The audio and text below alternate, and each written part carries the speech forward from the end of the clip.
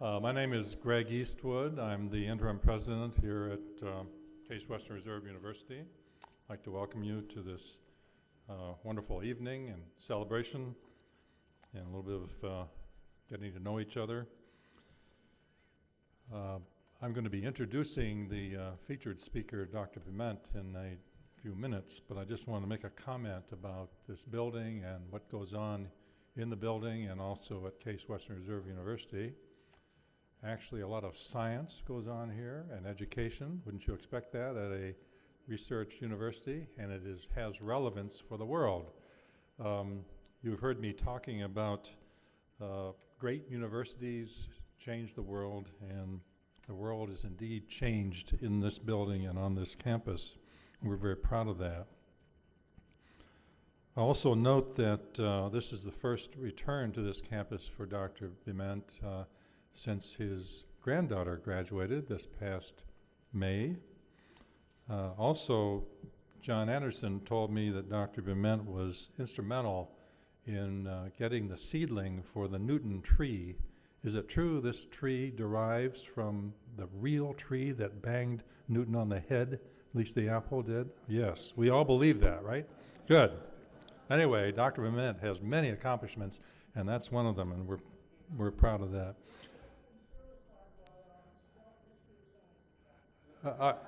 Art Hoyer said it's been certified by the History of Sciences Department. Thank you, Arthur. Appreciate that.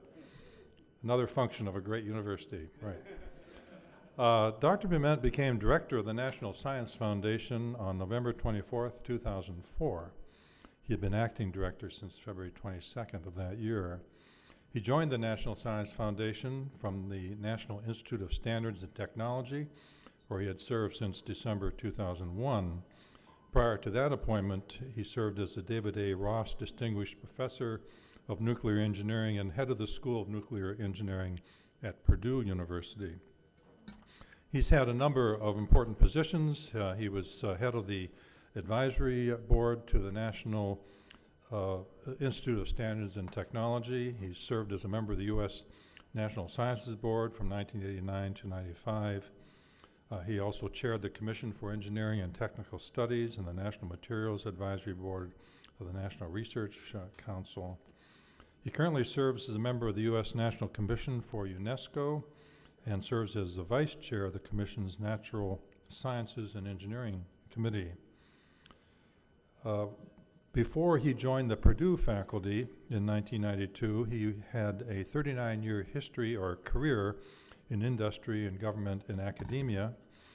Dr. Bement holds an engineer of metallurgy degree from the Colorado School of Mines, a master's degree in metallurgical engineering from the University of Idaho, a doctorate in metallurgical engineering from the University of Michigan, an honorary doctorate degree in engineering from Cleveland State University, an honorary doctorate degree in science from Case Western Reserve University, and an honorary doctorate degree in engineering from the Colorado School of Mines. He's a member of the United States National Academy of Engineering and a fellow of the American Academy of Arts and Sciences.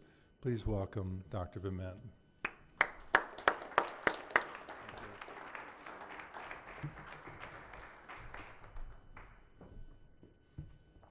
Thank you, George, for that very generous introduction. And good evening, everyone. President Eastwood, Provost Anderson, Dean Savinell, Dr. Hiltner, and distinguished faculty and guests. I'm delighted to be here again at Case. I try to get here as often as possible, but it's not always that easy.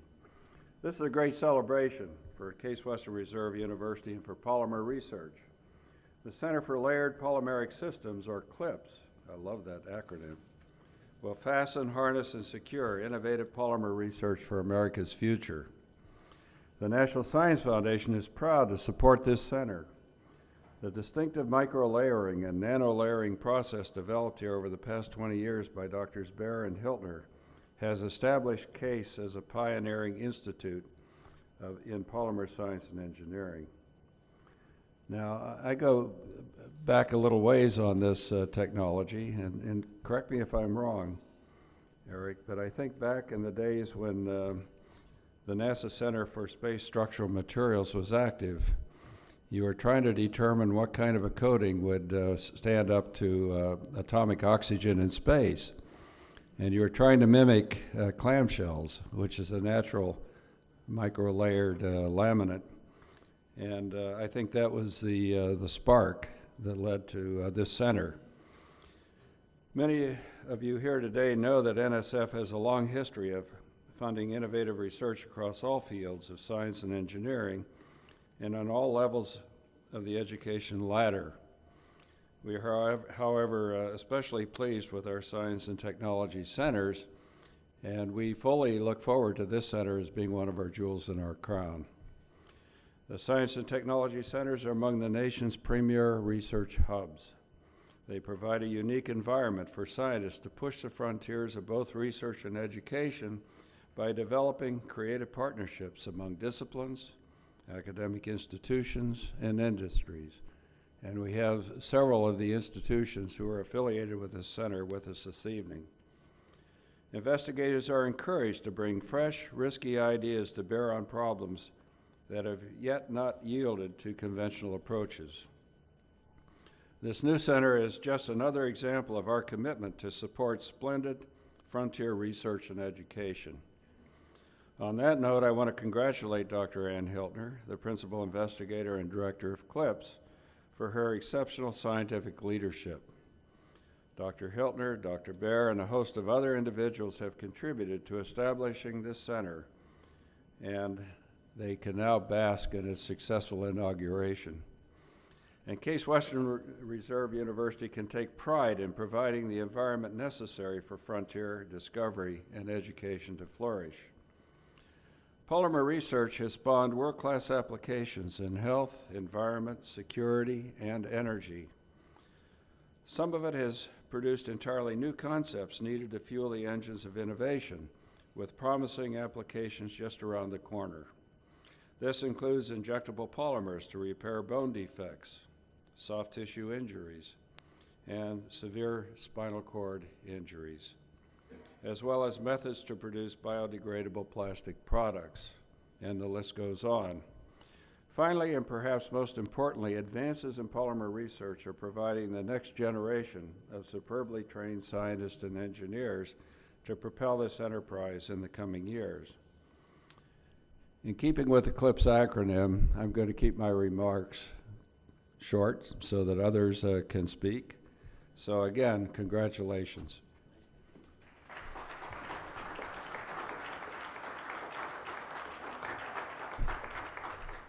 My pleasure now to welcome to the podium John Anderson, Provost of the university.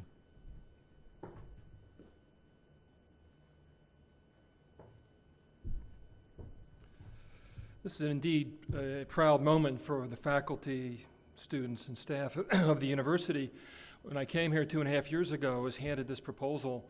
At the time, I don't believe it was selected in the final group. And when I read this proposal, I said, darn, that's a good proposal. I've read hundreds of them and reviewed hundreds of them. And said, this is one of the finest proposals I've ever read. And sure enough, we were chosen out of 167 proposals. We were one of the 6 chosen, and the only proposal in the area of polymer science and engineering. That's quite a feat. In the 20-year history of the Science and Technology Centers of the National Science Foundation, this is the second one in the state of Ohio, another accomplishment. These centers are interdisciplinary. They bring together people from different areas of engineering and science to attack a problem, as Dr. Beaumont had indicated. They also bring together academic scientists and engineers with industrial scientists and engineers, like as those in Dow Chemical and other companies. And that's really an important feature as well, this juxtaposition of the academic and the industrial scene. These centers also promote outreach and diversity. One of the purposes of the National Science Foundation is to increase the human resource base in science and engineering in the United States. And these centers are tasked with doing just that. And this proposal did a great job of outlining that activity. I thank the National Science Foundation and Dr. Beaumont for supporting us and for being here. I also thank our industrial partners, especially Dow Chemical Company, and I want to cite Stephen Chum and Kurt Swager for their great help, not just with this proposal, but over the years in supporting our research in polymer engineering. And our industrial partners are the University of Texas and Fisk University, among others, and I'd like to thank them. I know Gene Collins is here from Fisk University, and thank him for coming and his support as well. In the community, we've partnered with the Cleveland Municipal School District. This is an important part of these proposals to bring students from even grade school, we talk about human resource-based grade school and middle school into science and engineering. You can't wait to these students get to college. You can't wait till they even get to high school. You've got to start earlier than that, and we're doing that. And finally, I come back to Ann Hiltner and her colleagues. This is a great effort. As I said, it's one of the best proposals I've ever read. It takes a lot of effort to do that. There was some staff involved, faculty, students. It was just a tremendous effort by all to put this proposal together from both engineering and science. It's a great example of interdisciplinary work, and I thank all those involved for doing this. The tradition of polymer science is great at this university. It goes back many years, and I know in the early 70s the Department of Macromolecular Science was formed. Eric Baer had a great role in forming the department and advancing the research in polymer science and engineering. I thank him. This center will broaden the reach of polymer science within the university and outside the university and maintain our preeminence. It's truly a great day for us. As Provost, I'm very proud of the university and its people for bringing it to the university. It's now my pleasure to introduce Bob Savinell, the Dean of Engineering.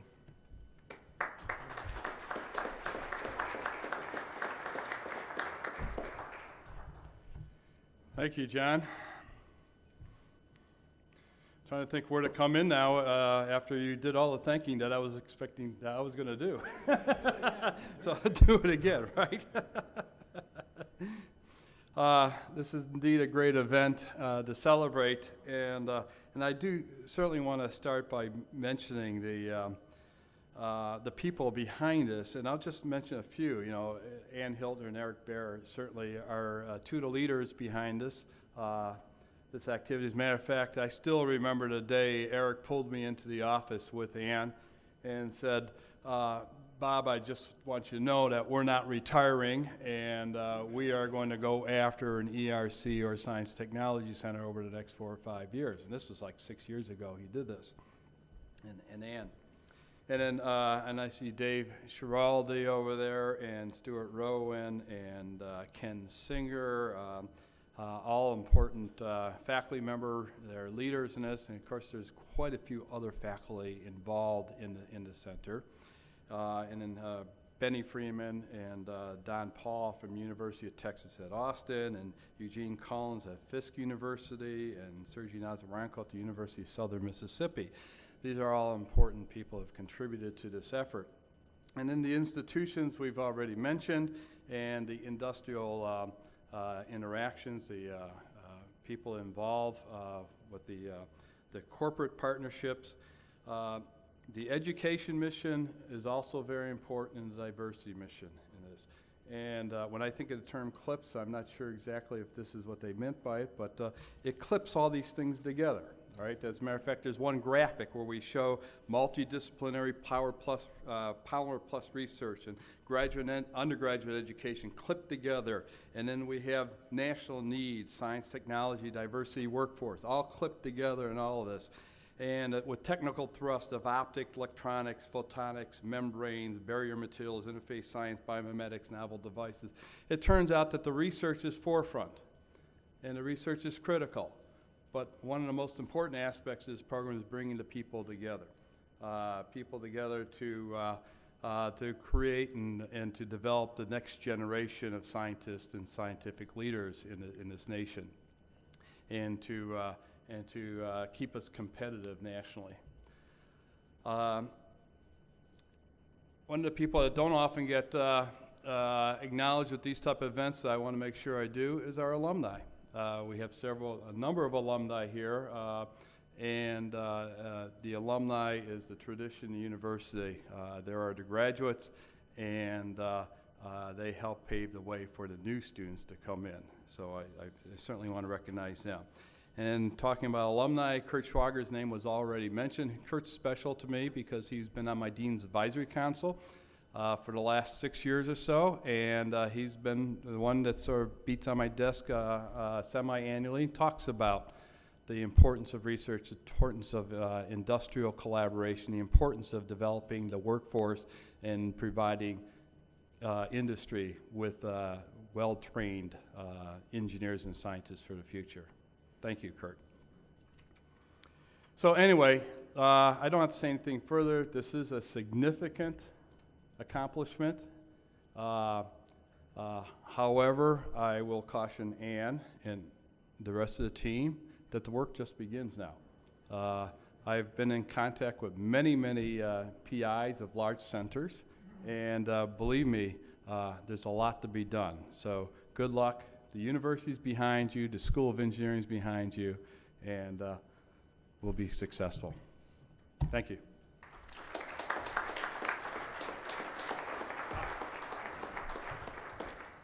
I guess this is one time Greg is not going to get back up here. I'm going to introduce Ann Hiltner, the PI, who probably doesn't need any more introduction. She's the Herbert Dow Professor of Engineering, and Ann's been on the faculty, and I forgot the exact date, but it goes back into the 60s, and she probably doesn't want me to say much more than that. Ann.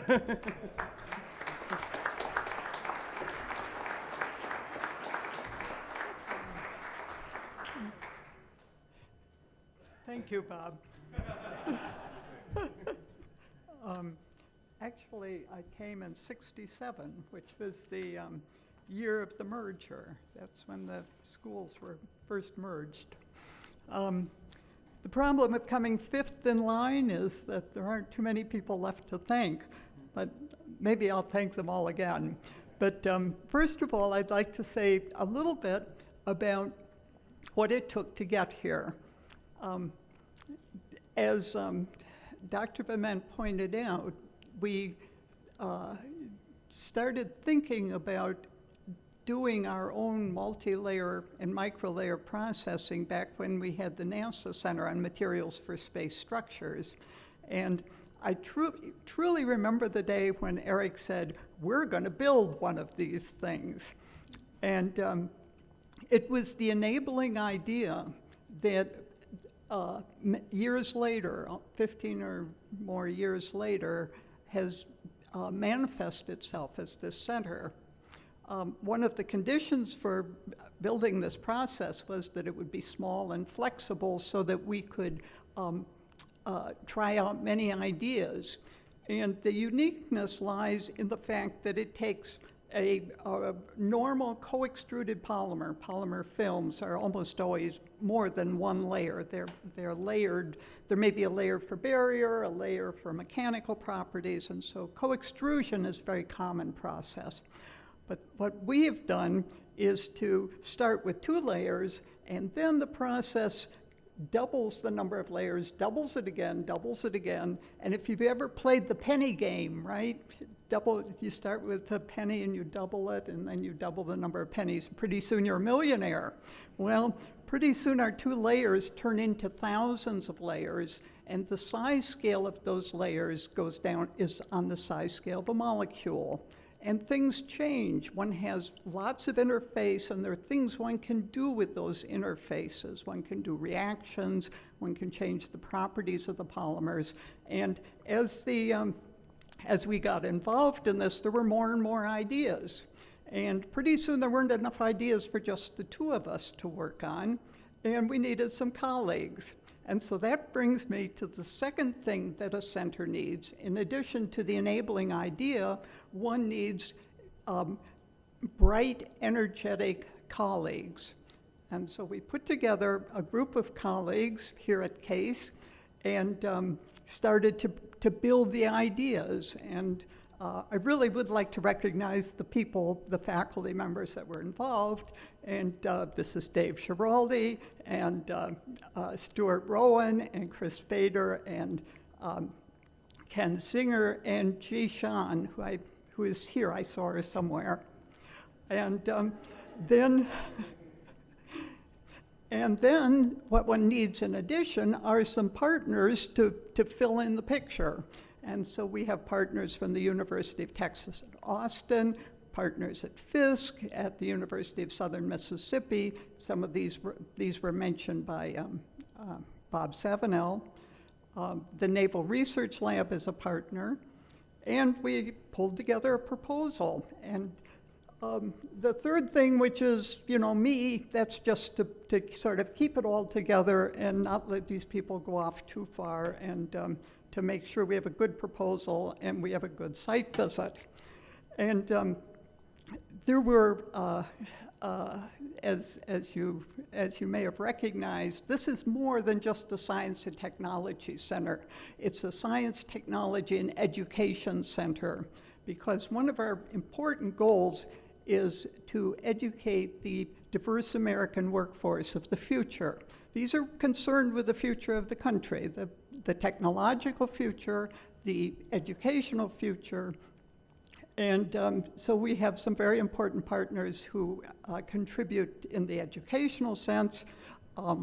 We have a program with Fisk University that goes all the way from it's a comprehensive program that is all the way from faculty development and joint PhD programs to undergraduate programs and undergraduate recruiting.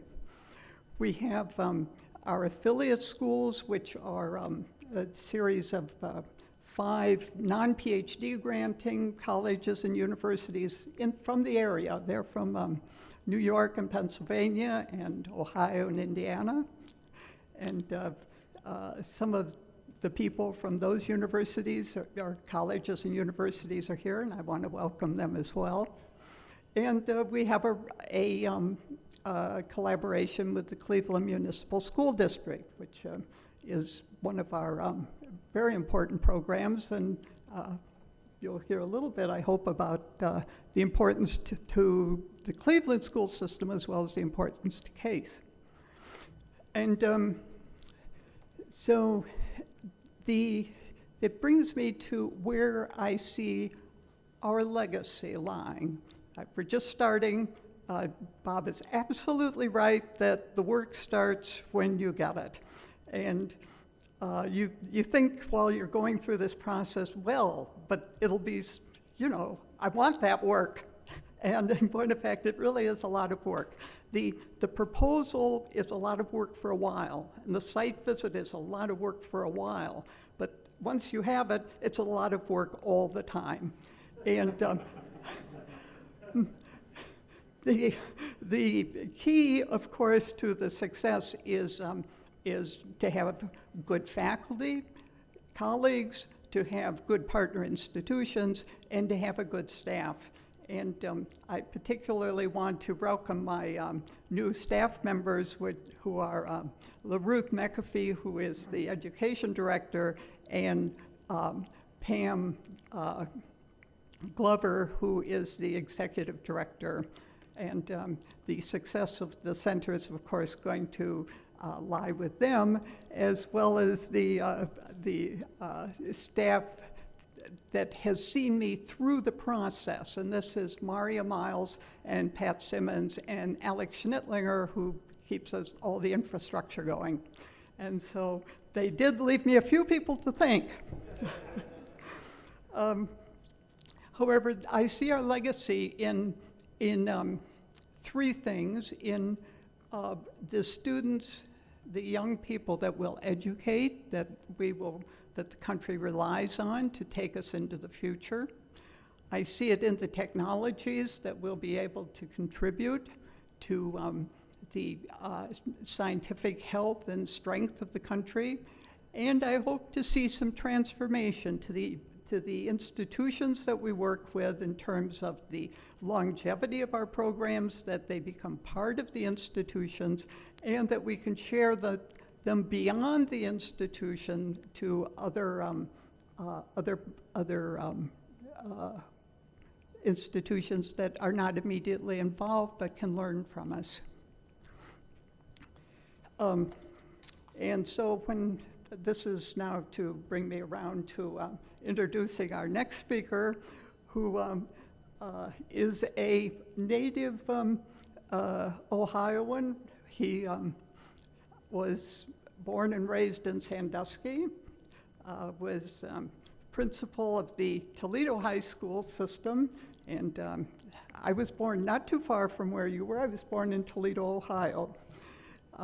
He has a PhD from Bowling Green University, and just this fall took the job in Cleveland of the CEO of the Cleveland school system. And I wish him luck. I look forward to our collaboration, and I introduced for you Gene Sanders.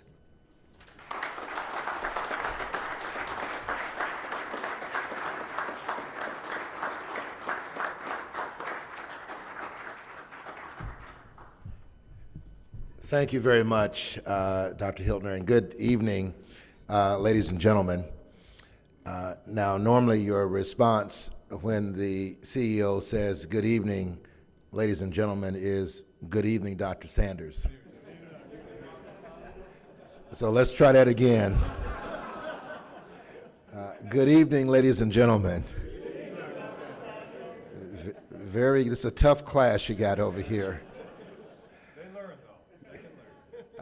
I am proud to stand here tonight to join the chorus of speakers who have spoken eloquently about this wonderful opportunity that we have. And certainly on behalf of our district, we are extremely proud to be a part of tonight's celebration and to be a recipient, have our students be recipients of the great work that is about to be done here at the university. To President Gregory Eastwood, Provost John Anderson, Dr. Hiltner, and Dr. David Schiraldi, I want to say congratulations. This is truly a special celebration and a tribute for your hard work. And being the CEO of the Cleveland Municipal School District, I certainly understand the importance of hard work.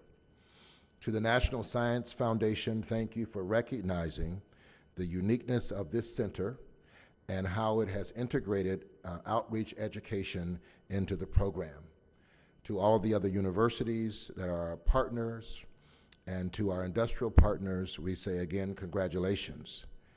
And I want to say congratulations tonight to one of the students who is a part of the program here, and her name is Tanisha Dean. And Tanisha is a high school student at one of our buildings at Glenville High School. And I'm going to ask her to raise her hand. She's right in the back. I'm going to ask you to give her a nice round of applause.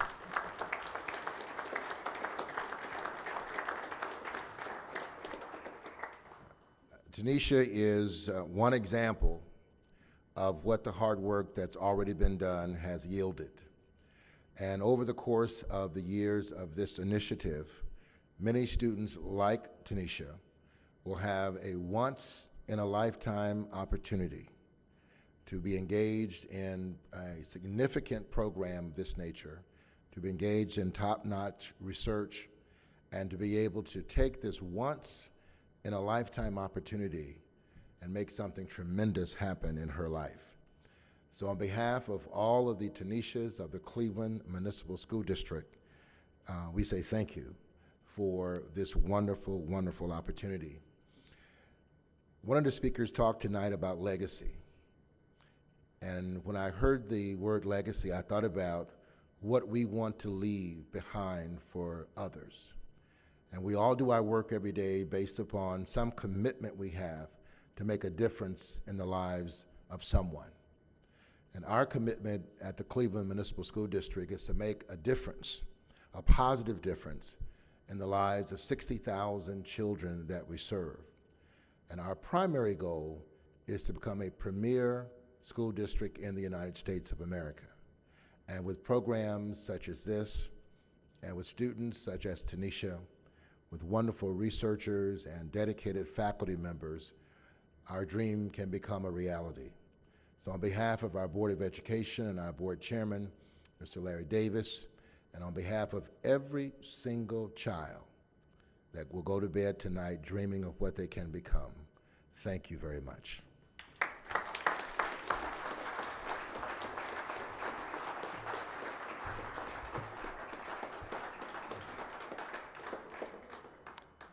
Dr. Sanders, your words resonate with me because I believe a great university improves the lives of people too, through all the things we do, through our educational programs and our research programs and our relationships with the school district and many other things.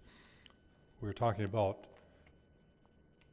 layered polymer systems, and we're a multi-layered system here at the university and in this community too. I want to thank all the layers that we heard tonight. Appreciate very much your comments. Some we didn't hear from, layers out there. And I'm told that there are students who will act as our guides to show us around the building. In particular, there they are. We have, good, there's one over there, good. And tour starts here, in case you can't read. And there are, you can see them up in the upper floors, some posters and whatnot. Thank you all and enjoy the rest of the evening.